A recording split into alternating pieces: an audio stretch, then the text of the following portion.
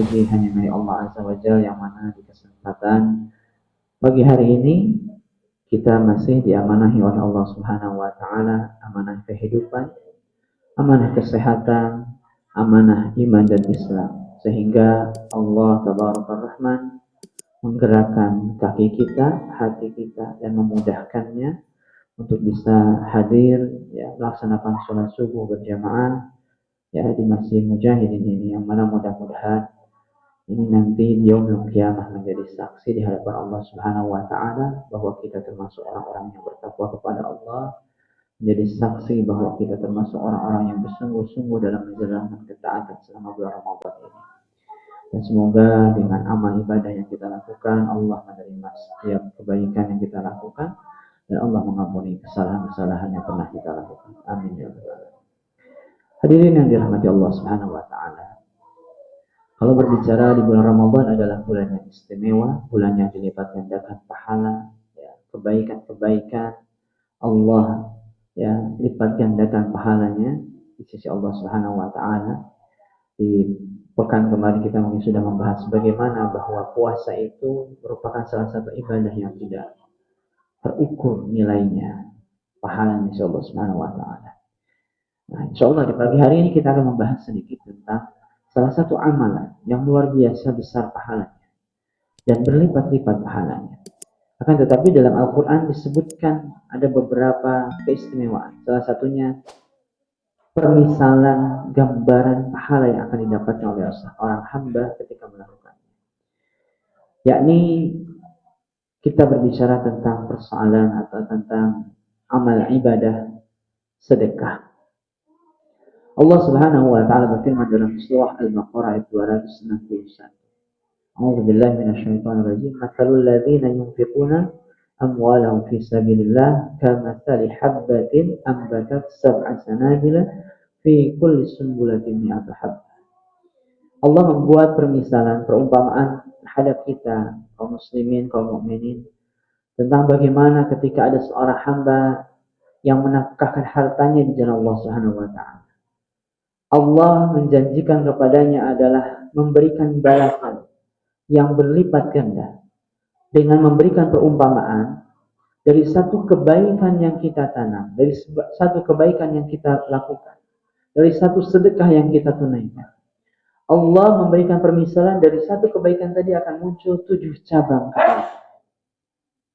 Dari masing-masing cabang ini akan tumbuh atau akan menumbuhkan 100 biji kebaikan.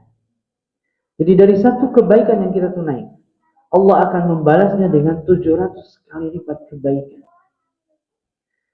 Ya, artinya jemaah yang Allah Subhanahu wa taala, ketika seorang hamba melakukan ketaatan kepada Allah Subhanahu wa taala, dia menafkahkan hartanya di jalan Allah Subhanahu wa taala, Allah menjanjikan kepada kita Allah akan balas itu semua. Allah tidak akan menyia-nyiakan apa yang telah kita tunaikan. Allah tidak akan menyia-nyiakan apa yang telah kita sedekahkan dan nafkahkan di Allah Subhanahu wa taala.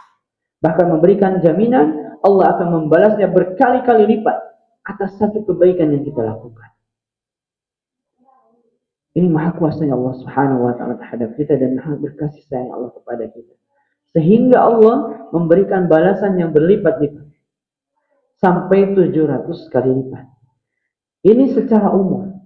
Apalagi di bulan Ramadan. Ya, Allah yudha'if liman syaa'. Allah menghendaki kepada mereka yang Allah kehendaki untuk melipat gandakan pahalanya. Berapa besarannya? Sekehendak Allah Subhanahu wa taala. Masyaallah ya. Artinya begitu luar biasanya pahala seorang hamba ketika mereka melaksanakan infak di jalan Allah Subhanahu wa taala. Dengan infak di masjid, dengan mungkin infak pada fakir, miskin, yatim, du'afa dan sebagainya. Maka ketika kita melaksanakannya ikhlasillahi ta'ala fi sabilillah, maka Allah akan membalasnya berlipat-lipat ganda. Akan tetapi jemaah yang dirahmati Allah Subhanahu wa taala, ayat ini tidak hanya sekedar sampai di situ. Allah menjelaskan pula bahwa permisalan ini, perumpamaan bagi mereka yang menafkahkan hartanya di jalan Allah Subhanahu wa taala sampai Allah melipat gandakan pahalanya, ada memiliki syarat utama. Alladzina yunfiquna fi sabilillah thumma la yutbi'una manna wala adha. Yani mereka orang-orang yang menginfakkan hartanya di jalan Allah Subhanahu wa taala, thumma la yutbi'una, kemudian mereka tidak mengikuti apa yang mereka infakkan itu, mannaw wala adza. Dengan apa? Dengan mereka membicarakan, dengan mereka men-share, ya, menceritakan kebaikan-kebaikan yang mereka lakukan, ya, hanya untuk pamer, hanya untuk riya, hanya untuk sum'ah, agar didengar oleh orang lain, agar orang lain tahu, sehingga dia mendapatkan pujian, sehingga dia mendapatkan sanjungan, ya. Wala adza, dan tidak pula dengan cara menyakiti perasaan orang yang dia beri. Ada di antara kita ketika memberi, ya, tapi di balik pemberian yang dia lakukan, dia menyakiti perasaan orang yang dia beri. Kadang kita memberi, akan tetapi sebelum kita beri itu, orangnya kita ceramahi dulu. Jenengan itu kan masih kuat, masih sehat, masih muda, ya, masih bisa berjalan. Kenapa kok jenengan kok minta? Kenapa jenengan kok, ya, dan lain sebagainya. Artinya kita tetap memberi, tapi dengan itu, dengan menambahkan embel-embel, menceramahinya, bahkan mungkin menyakiti perasaannya, bahkan ada yang mungkin sampai menghardiknya, ya, mengata-ngatainya. Maka perkara-perkara demikian, kata Allah Subhanahu wa taala, itu adalah salah satu perkara yang mereka orang-orang beriman ketika mereka menafkahkan hartanya, mereka tidak mengikutinya dengan perkara-perkara demikian. Mereka tidak mengikutinya dengan menceritakan kebaikan-kebaikan yang dilakukan. Betapa banyak saat ini kaum muslimin yang melakukan amal kebaikan, amal soleh, akan tetapi Allah sudah tutupi itu amal soleh agar tidak diketahui oleh orang lain, rahasia sifatnya. Karena sebaik-baik amal adalah amal yang rahasia, yang tidak diketahui oleh orang lain. Akan tetapi sudah rahasia, dia menyebarluaskan amal kebaikannya. Banyak di antara kita saat ini tindak haji ataupun tindak umroh, sampai di sana selesai tawaf, lalu selfie di depan Ka'bah, foto depan Ka'bah, tulis sosial media diupload, terus tulis, nah, tambah tagnya, alhamdulillah baru selesai tawaf, pindah ke tempat sa'i, lalu antara Safa dan Marwah dia foto lagi, alhamdulillah baru selesai sa'i, lalu cukur rambut, foto rambutnya, alhamdulillah baru selesai tahallul. Berapa banyak orang yang melakukan seperti ini? Berapa banyak orang yang menampakkan kebaikan-kebaikan yang mereka lakukan? Berapa banyak orang yang men-share kebaikan yang mereka lakukan, sedekah yang mereka keluarkan, hanya untuk mendapatkan penilaian makhluk, hanya untuk mendapatkan sanjungan sesama manusia. Padahal Allah Subhanahu wa taala mengatakan, "Ya ayyuhalladzina amanu la tubtilu shadaqatikum bil manni wal adza." Ini ancaman Allah Subhanahu wa taala. Wahai orang-orang yang beriman, jangan kalian batalkan pahala kebaikan yang telah kalian lakukan, pahala sedekah yang telah kalian nafkahkan, pahala umrah, pahala haji, dan pahala-pahala ibadah yang lain yang telah kalian lakukan. Kenapa? Dengan cara apa? Bil manni, dengan kalian menceritakan kebaikan-kebaikan tersebut, dengan kalian men-share fotonya, dengan kalian men-share ceritanya, sehingga orang lain tahu, sehingga ada orang lain yang mungkin kepo dan sebagainya, ingin tahu dan sebagainya. Yang tadinya orang nggak tahu, tiba-tiba jadi tahu. Gara-gara apa? Kita share, kita ceritakan, ya, agar orang lain bisa mengetahuinya. Maka muncul di sini sifat riya dari seorang hamba. Padahal riya adalah salah satu perkara yang paling Rasulullah takutkan dari hamba. Ya, sesungguhnya yang paling aku takutkan terhadap umatku, menimpa terhadap umatku adalah asyirkul asghar. Syirik kecil, kata Rasulullah. Yakni apa? Riya. Karena riya ini menghancurkan seluruh amalan seorang hamba. Betapa banyak hamba nanti di yaumil qiyamah, mereka akan membawa pahala haji, mereka akan membawa pahala umrah, mereka akan membawa pahala sholat dan lain sebagainya. Tapi karena riya tersebut terhapus seluruh amalan, tidak bernilai insya Allah Subhanahu wa taala. Ya. Oleh karenanya jemaah yang dirahmati Allah Subhanahu wa taala, seorang hamba jangan sampai mereka melakukan hal tersebut. Karena Allah Subhanahu wa taala sendiri mengancam kita. Jangan sampai orang-orang yang beriman membatalkan amalannya sendiri. Hanya karena apa? Ingin pamer, ingin sum'ah, ingin riya dan sebagainya. Bil manni wal adza, ataupun dengan menyakiti perasaan orang yang mereka beri.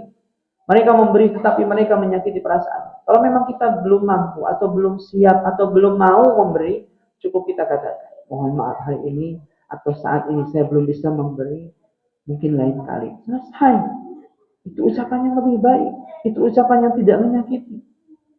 Ya. Daripada kita harus menceramahinya, mengata-ngatai orang yang ya mereka meminta kepada kita. Dan kenapa kita juga harus pamer terhadap kebaikan yang kita lakukan? Kenapa kita harus menceritakan kebaikan-kebaikan yang kita lakukan? Cukup Allah sebagai saksi kita. Cukup Allah yang menyaksikan amal kebaikan kita.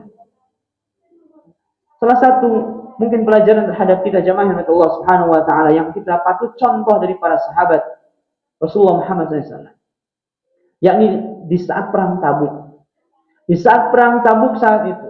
Perang Tabuk adalah salah satu perang di mana Rasulullah Muhammad SAW dan para sahabat dalam kondisi paceklik. Bahkan tentaranya saja disebut Jaisul Usrah, yakni tentara paceklik. Karena memang saat itu kondisi paceklik, ya, tidak ada perbekalan dan sebagainya. Sampai akhirnya Rasulullah Muhammad SAW untuk berangkat perang Tabuk tidak memiliki bekal. Akhirnya beliau meminta kepada orang-orang kaya di antara kaum muslimin untuk bersedekah. Dan salah satunya adalah Utsman bin Affan. Beliau menyedekahkan hartanya, Masya Allah, luar biasa. Beliau menafkahkan dari hartanya saja 10.000 dinar.